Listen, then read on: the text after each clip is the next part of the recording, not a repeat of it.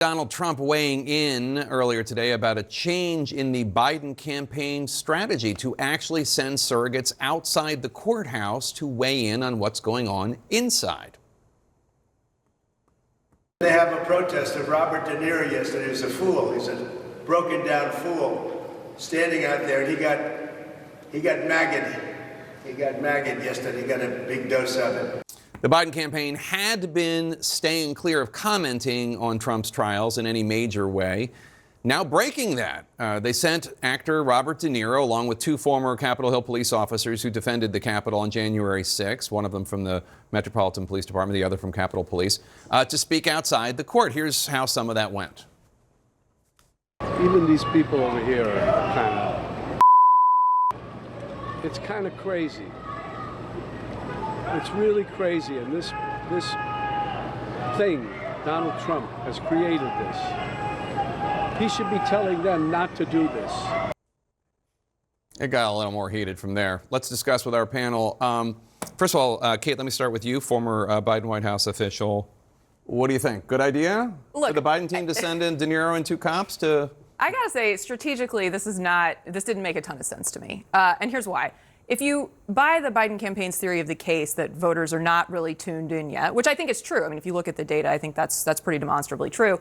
If you also look at data that shows that Biden is struggling the most, I'm gonna put a pin in you right now. I'm gonna come right back to you after this. Yeah, let's listen in. Here's the defendant. What's very unfair is that I'm not campaigning. I'm in this room all day long, from morning to night, in the Biden witch hunt. Take a look at where the people come from. It's a Biden witch hunt. It's weaponization. So it seems that there are a lot of witnesses, a lot of people that they could have called that they didn't call. Now, they didn't call them, obviously, because they would have been very bad witnesses for them. But take a look at the list. Because of the gag order, I won't go down into individual names. But you have a lot of big players, very big players, that would have solved their problem or actually would have given us the win. We already have the win. If we had a fair judge, this case would have been over a long time ago. But a lot of key witnesses were not called. Look at your list. Look at the players. And you know who I'm talking about. You can take 5 or 6 of them. Why didn't they call those witnesses? They didn't call them because they would have been on our side. And it's a shame. And in particular, one witness who's now suffering gravely because of what's happened, because of the viciousness of these thugs, the vicious people, what they've done to that person. And you know who I'm talking about. And they didn't call him as a witness. They didn't call anybody as a witness. And all these people they could have called and solved the problem. The other thing, the confusion is, nobody knows what the crime is, because there's no crime. Nobody knows what the crime is. The DA didn't name the crime. They don't know what the crime is. That's what the problem is. It's a disgrace. This thing ought to be ended immediately. The judge ought to end it and save his reputation. Thank you very much. Are you happy for lawyers? All right, former President Donald Trump, after the first day of jury deliberations, the judge is indeed making him stay in the courthouse, if not the courtroom, while the jury deliberates. Let's bring in CNN's Daniel Dale, who's fact-checking what we just heard from Mr. Trump. Daniel, any thoughts? Yeah, two things, Jake. There's the Groundhog Day fact check. He calls this a Biden witch hunt again for the I don't know how many time. There is no basis for any suggestion that President Biden had personal involvement in this case. It was brought by a locally elected Manhattan district attorney. No evidence Biden was personally involved. And then a newish claim, Jake. He said the DA didn't name the crime.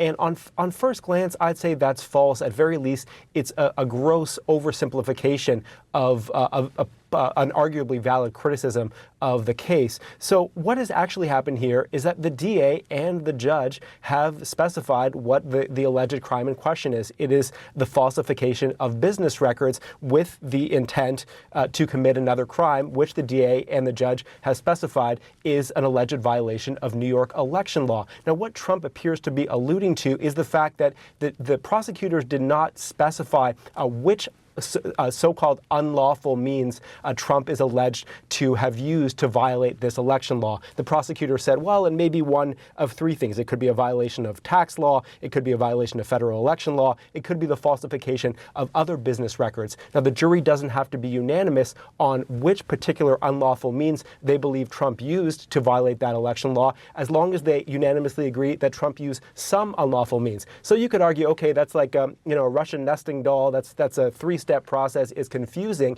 but it is simply not the case that the DA did not specify any crimes, or that, as Trump suggested earlier today on social media, the judge didn't specify what crimes he's talking about. Those crimes have been explicitly identified. Even if you find the case complicated, they have been specifically outlined by the prosecution and by Judge Merchan today. All right, Daniel Dale, thanks so much. CNN's Kristen Holmes just watched Trump's remarks from outside the courthouse. Kristen, what are you hearing from Team Trump?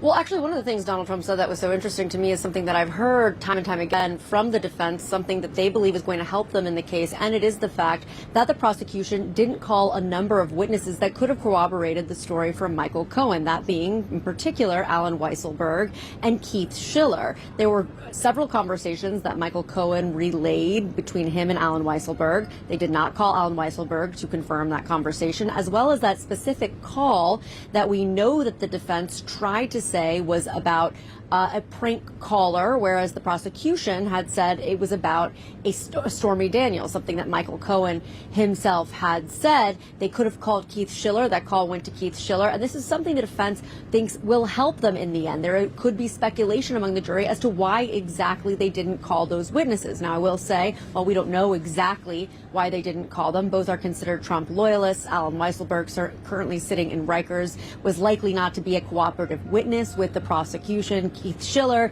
and no one has heard from for a long time, but he ended on good terms with Trump and is still considered a close Trump confidant. So things to keep in mind here. Clearly, Trump regurgitating the information he's hearing from his defense team. One other thing I want to note, Donald Trump sounded very tired.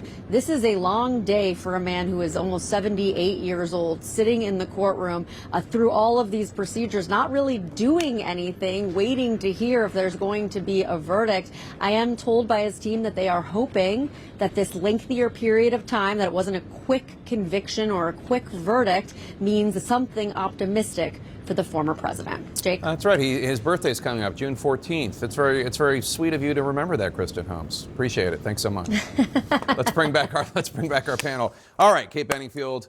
I rudely interrupted you while you were Donald. Well, but I enabled it. So you don't think it's a great idea for the Biden team to be sending Robert De Niro and Mike Fanone and Harry Dunn, the two Capitol Hill January 6th cops, to out there to comment on the case? I don't, and the reason for that is because we see in all of the data that Joe Biden is struggling the most with voters who aren't watching the news, who aren't tuned in to what's going on day to day, and the audience who's watching this trial, following this trial, is very tuned in to what's going on day to day. And so what I think the Biden campaign did yesterday was sort of exchange a talking point that the Trump team really wants and that Donald Trump has been driving. This is all politicized. This is Joe Biden trying to make this happen. For outreach to an audience that is, for the most part, already decided one way or the other. If you're somebody who's following the coverage of this trial, you pretty much know where you're coming down. So this wasn't outreach to a new audience, and I think that the cost that they paid in making that decision wasn't worth the trade-off. That's why I think it was strategically. What do you make of it? I'll come to you after this. I agree, actually, with this take in that for Donald Trump, he has made this political at all times. Frankly, probably to the detriment of the case his lawyers in the legal sense have been trying to make. But the Biden team, I have praised President Biden for being relatively muted on this, I believe on this very show. And so to see this shift, I think is frustrating. One, because I put myself in the mind of thinking of, say, one of those voters who turned out to vote for Nikki Haley in one of these Republican primaries, says, I don't want Donald Trump to be the nominee. Those are the sorts of folks Biden should be trying to court. And I think by turning this into a political circus, you just start putting yourself down in the mud with Donald Trump. You're lowering yourself to his standard. I think that potentially turns off the sort of voter who might be thinking, ugh, why Donald Trump? Don't make me do it. And Aisha, what do you think we're going to hear from the White House after there is a verdict? Well, I think that's going to be a very difficult thing for them to kind of maneuver, because they don't want to, depending on what the verdict is. Obviously, if he's found guilty, they're going to want to, showcase that, but without them, kind of taking a real victory lap, because they don't want to seem like they are, even though they're not a part of this, they don't want to give that impression. And if they don't get, if he's found not guilty or there's a mistrial, then that's very difficult too, because that plays into this idea that this is, just all, people who are out to get Trump. They can't even succeed in this. This was, this was a useless kind of prosecution. And so I think that it plays into that. So I think that it'll be difficult for them to kind of figure out how to not take too much of a victory lap, but also, highlight the fact that this man is on trial for many, different crimes.